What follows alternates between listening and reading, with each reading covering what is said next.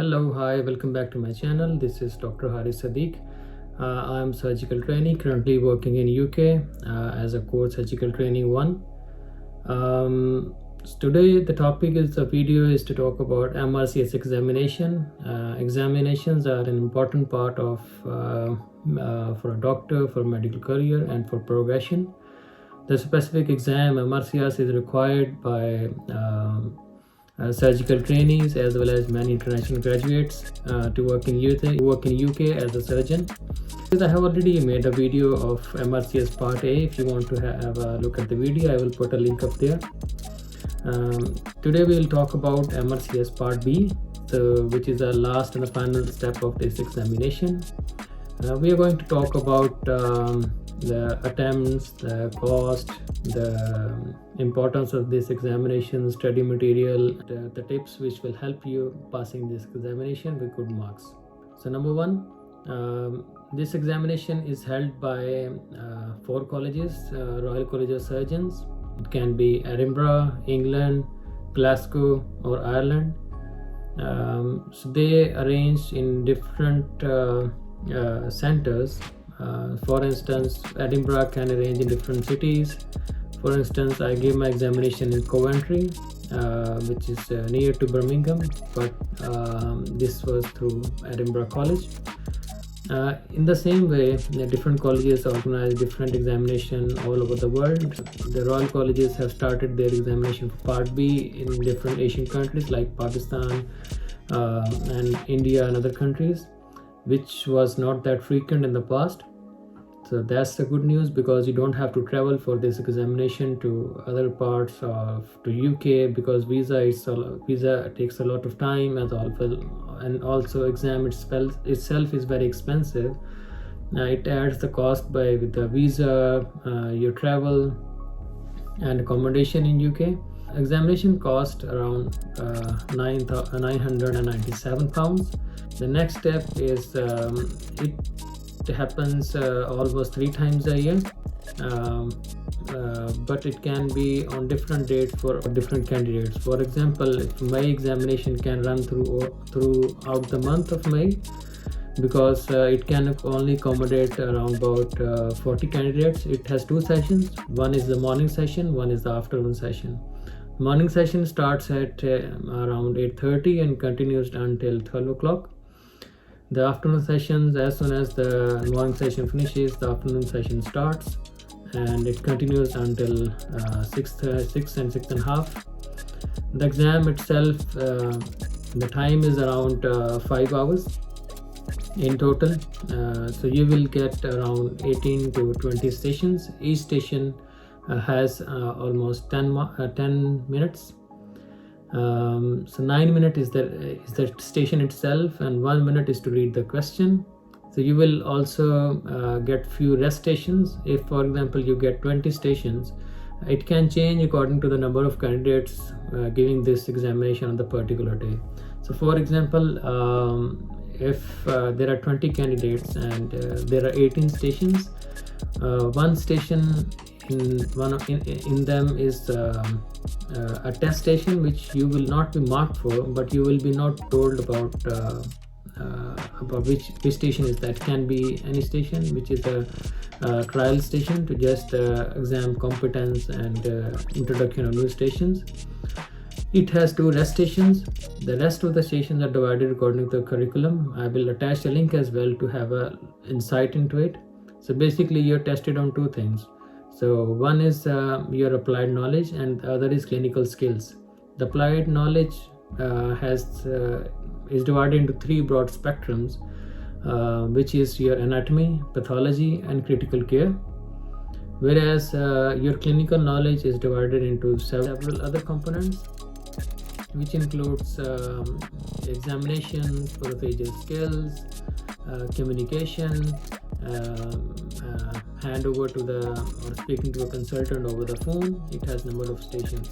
So in total, I would say that some stations also repeat with the examination, but it will not be the same always. The topic might be the same, but the questions asked are different, so it's better to prepare yourself properly.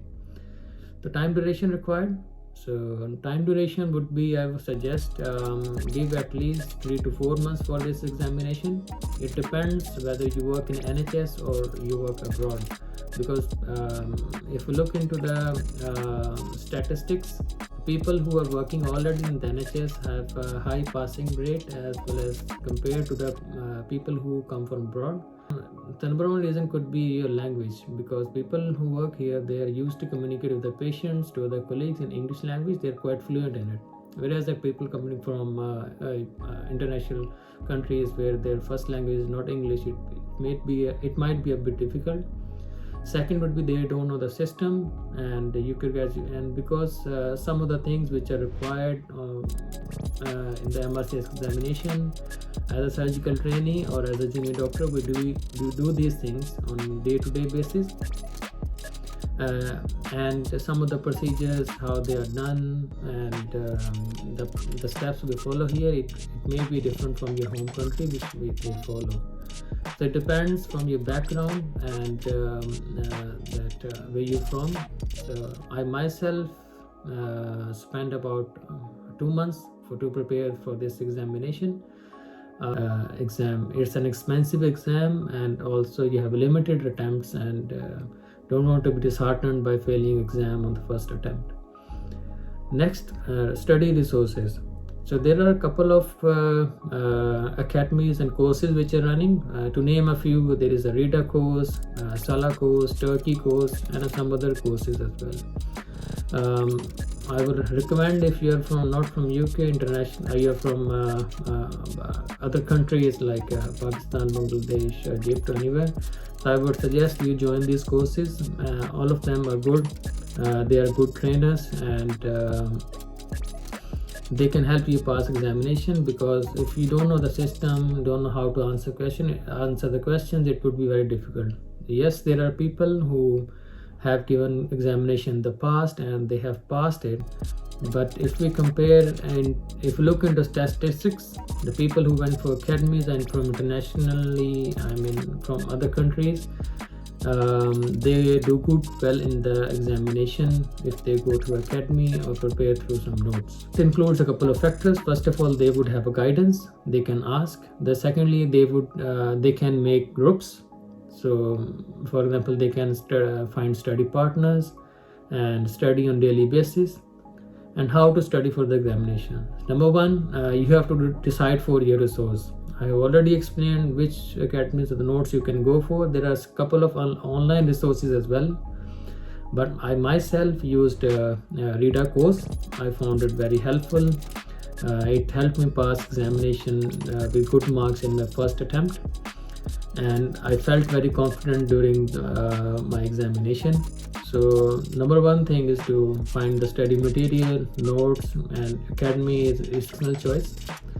Number two, your anatomy should be very strong. So you need to learn it from the NETS Academy, video Ackland lectures. My deanery arranged anatomy teaching day, which we had dissections and other dummies in which we practiced, and it really helped me a lot during my examination, because there are a couple of stations where you have to mark the different veins, arteries, bones, and their attachments, and a couple of other stuff. If you have gone through them physically by looking at them, it will be very beneficial for you. Secondly, so third is practice. You have to practice a lot, because every station includes the communication marks. So you will be judged on how you communicate, how fluent you are, how good grip you are, how confident you are, and other are procedural skills. So in NHS, if you work as a doctor, the procedures we do here for simple procedures like making an incision, catheterization, IV cannulation, taking blood cultures, putting in a chest tube, knot tying, especially hand ties. We do it differently over here, so you have to be quite systemic and complete your task in the time provided. So these are some of the tips I wanted to give you for the examination. If you have any further questions, you can put some comments down there and let me know. I'll be more than happy to help you. If you haven't subscribed, I make these videos to help international graduates as well as UK graduates in passing their exams, in their surgical career and education. So if you want to be updated with these videos, kindly subscribe, like and share these videos, as I'll be making these more videos. I'll put some links as well in the description as well, which will be helpful for you. Thank you so much. Goodbye and